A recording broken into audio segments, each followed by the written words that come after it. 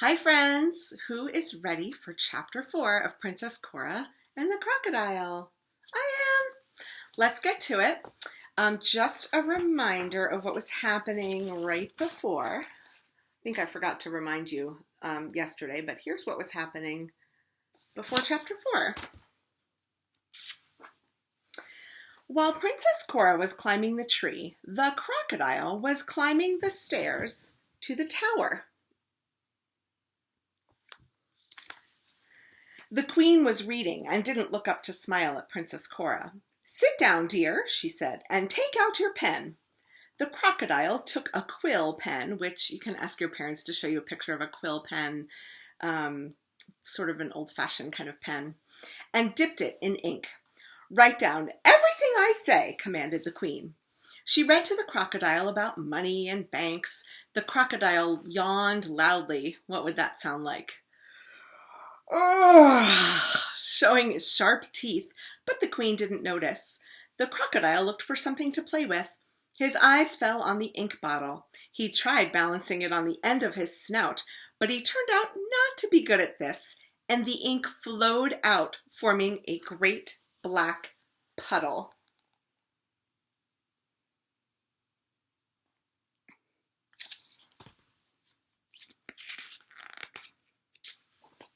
The crocodile sighed. What was that sound like? He raised his eyes to the ceiling. Above his head was a glass chandelier. It hung from a silver chain. In an instant, the crocodile was up on the table. He gave a mighty leap, grabbed the chandelier, and began to swing back and forth. The queen heard the glass tinkle. She frowned when she saw Princess Cora's dress swinging like a bell above her head. "Princess Cora," she began, "that is most inappropriate," and most is written in italics. "That is most inappropriate. Come down from there this minute." Then she stopped. She had seen the crocodile's feet, which were webbed with 4 sharp toes. "You're not Princess Cora!" cried the queen. "Yes, I am," sang the crocodile. "Yes, I am."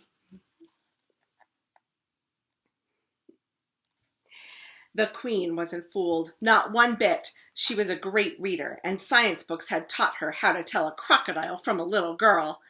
"You're a reptile!" she snapped. "What are you doing here?"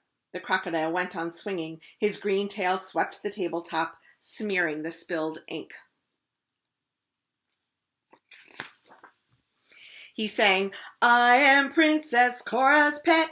Am I her favorite croc? You bet. Inky, stinky, dry or wet, and I am inappropriate."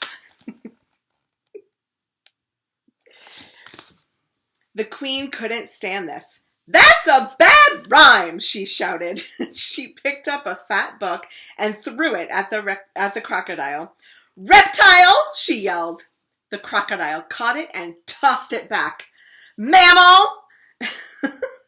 The queen didn't like being called a mammal. She cried, "Guards!" and rushed for the door, but the crocodile took a flying leap and got there before she did. He snapped his teeth at her. Then he chased the queen around the tower until she was dizzy. When she fell down, the crocodile nipped her, once on the left ankle and once on the right ankle. I like how the illustrator drew stars around her feet for the pain that she might be in after those nips. "How dare you!" said the queen. "It's against the law to bite the queen." "Crocodiles don't have laws," said the crocodile. The queen grabbed the nearest chair and tried to hit him. "That is so inappropriate," said the crocodile. He took the chair from her and bit it. Then he tossed the pieces away and went out, locking the queen inside the tower.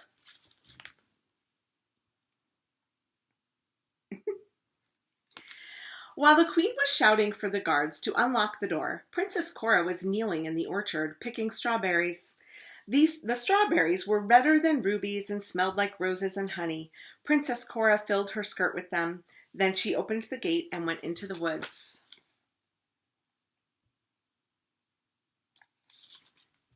It's so interesting, friends. Look at how different these pictures are. This one, like, you can just feel all the excitement and the ah! And this one is just so peaceful and quiet. At least that's how I feel when I look at those pictures. There was a great pine tree with branches that swept the ground. Princess Cora crept under it and ate the strawberries until her teeth were full of tiny seeds. Then she began to build a fort. She took off her petticoats and used them for the roof. She scooped up brown pine needles to make a bed. Once the bed was made, she lay down and sniffed the piney smell of the needles. But she was too happy to sleep. The sound of trickling water reached her ears, and she got up to follow it. When she found a little creek, she took off her shoes and stockings and dipped her feet in the water. It was so cold that her toes stung. She waited for more than an hour. And waited is not like W-A-I-T-E-D, like when you wait for something to happen. Waited like wade in the water, W-A-D-E. Waited. Ah, what a scene. That reminds me of a spot really close to where a bunch of us live, actually, really close to school, where there's a lovely river spot like that. The stream led her into a pasture full of cows and buttercups. While she was picking buttercups in her bare feet, Princess Cora stepped on a cow pie. It was the most disgusting thing that had ever happened to her. Princess Cora hopped up and down on one foot and squealed, "Ew! Ew! Ew!"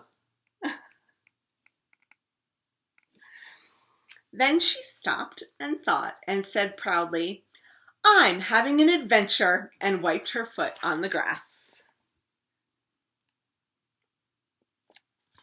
I love how she turned that around for herself. Okay, friends, that is the end of chapter 3.